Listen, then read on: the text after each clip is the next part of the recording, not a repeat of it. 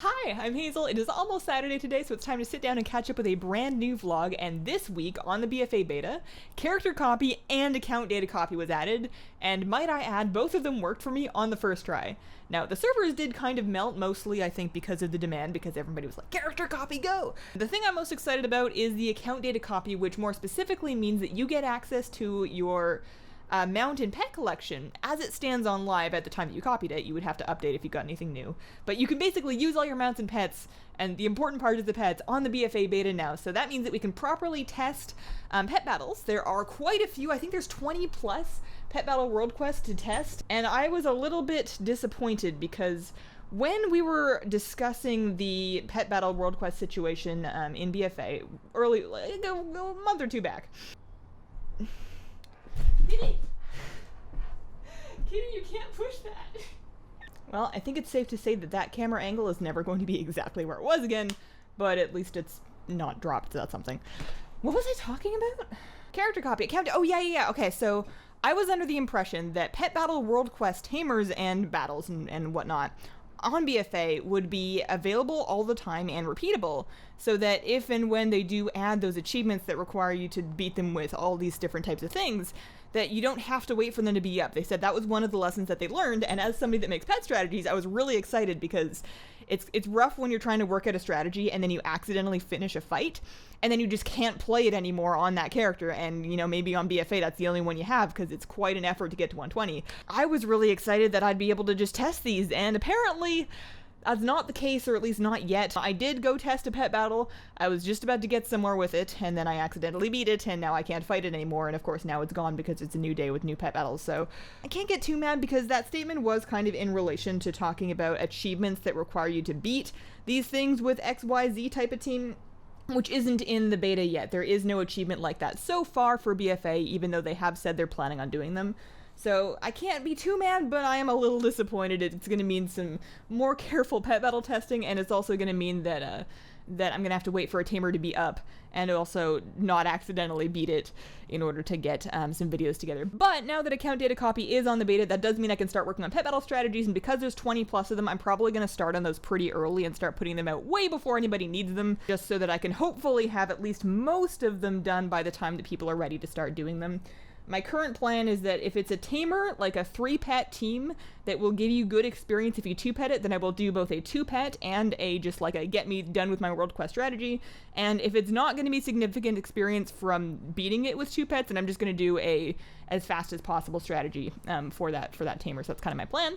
What else is going on? They did announce, and I don't think that this is in yet, correct me if I'm wrong, I don't think that this is happening yet, but they did announce that they have plans to make the Mage Tower experience, for lack of a better word, permanently available until BFA launches. So, or the pre-patch. I'm still kind of fuzzy on where that line gets drawn. But you won't have to wait for the Mage Tower to be up anymore. You'll just be able to go and smash your head against that, hopefully, until you get the appearances that you want. As soon as that change goes into effect, I'm not clear on whether it's live yet. I don't think that it is, but that's good news, at least for those of us still working on appearances. I'm kind of ambivalent. Is that even how you pronounce that? No idea. On whether or not I'm going to try for more of them. I have the Shadow Priest, the Holy Priest, and the Resto Druid ones, and really those are the only... I guess I can try for the Hunter ones. I have no gear in my Hunter. Not feeling terribly motivated. I know they're going away forever, but on one hand, of course, that means that you'll never be able to get it again. You should get it while you can. But on the other hand, once it's gone away forever, I no longer have any stress about having to get it.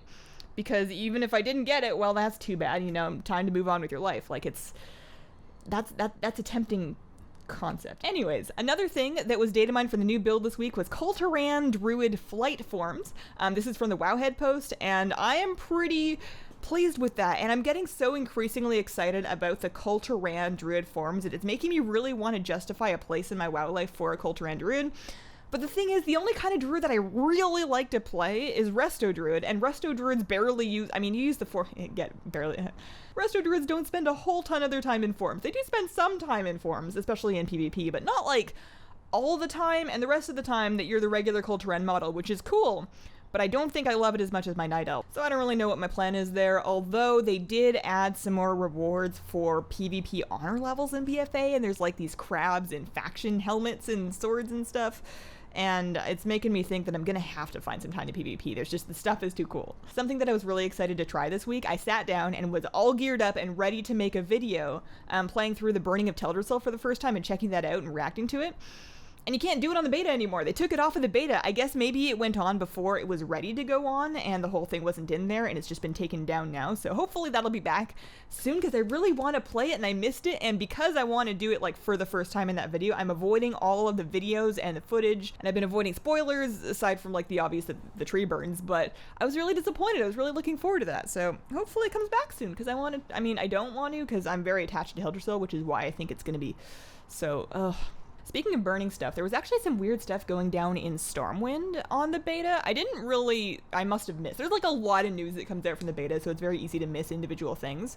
But I hadn't read anything about it, and basically I was just running around in Stormwind on the BFA beta, and there was like rain of fire, like big, disastrous looking rains of fire, like all through Stormwind Keep, and then those stopped, and then they were like all along the harbor. It's like some kind of attack event. I don't really know much about what's going on with that. Maybe it was just a bug. Maybe they're testing something to be used elsewhere. But it kind of looked like a lot of the damage that we saw in the BFA cinematic. So maybe it's something to do with that. Maybe everybody already knows about this and I just totally missed it. Totally possible. Anyways, questions from this week. Kristen asks, are you going to update your channel banner now that your hair is done? Probably. That was the plan, and I suppose my hair's done now, and I really don't have any further excuses, although I'm probably going to start it, and then by the time I actually get it finished and updated, my hair is going to be a completely different color, but that's fine. Baneleaf asks, do you have any favorite leveling spots for battle pets, not trainers, but places to grind levels? So I haven't done that in a very long time, just because trainers is faster than places, and battle stones, when you buy them with pet charms, is faster than trainers, and I did catch up with leveling all of my pet collection back in Warlords, so I haven't needed huge quantities of pets leveled ever since then, but back when I did do it in Warlords, my favorite spot was still the same one that it's in that like really old video that I did of leveling pets out in the Wormrest Temple on the Dragonbone hatchlings. That's kind of my favorite spot. You know, those are a very easy wild pet to solo with something like a Netherray Fry, and then you have a stable master that can heal your pets like right there. And now it's very easy to get to with the portal that we have in the lower part of Legion's Dalaran. So that was always my favorite spot. Another place that I leveled a lot of pets was in Draenor. Not because it was faster, but because I was working on an achievement. There was a battle pet achievement in Warlords that required you to beat like a couple thousand, I don't remember exactly how many, but quite a few pet battles, just win pet battles in Draenor. And I was kind of working on that, so I figured I may as well double up, and for that I was beating water flies along the river in Shadowmoon Valley, but I wouldn't say it was any faster than the Dragonbone hatchlings out of the Wormrest Temple in Dragonblight in Northrend. Decurse asks, I have a question. In both WoD and Legion, flying required a tedious achievement. How do you like this concept versus simply buying flying? Also, do you know if they will remove the achievement requirement for Warlords and Legion going forward in BFA? So I'm actually, I think, very much on board with the Pathfinder achievement. I do think it feels more gratifying to finally get access to flying after you've spent all of that time earning it. It does take a while, but a lot of the things that you do to earn flying, like exploring and questing, are things that I would kind of do in the course of playing the expansion anyways. I do wish that the patch that unlocked the final part of that was available earlier, so that you didn't have to spend quite so much time grounded even if once you had already done the work. I wish that that bit came out a little faster, but overall I think I'm happy with the design of that, specifically because it is account-wide. If I had to do that for each character I wanted flying on, I would absolutely be not on board with that, but because you do it once and then for the rest of your life your account is now good to fly in that area, I think that that's enough value for me, and I like it better than buying flying even, because buying flying, I mean, I know it's not that expensive anymore by today's gold inflation standards, but it was kind of a thing where on a new character, if I wanted to buy flying for a zone, I would have to fork over what felt like a significant amount of gold at the time, and if that character didn't mean a whole lot to me, I still felt obligated to do it because it was so easy, but it was like, oh man, you know, I don't really want to spend that gold, but I guess I'm gonna, because it's like right there, and I really should be able to fly in that character. It'd be weird if I can't.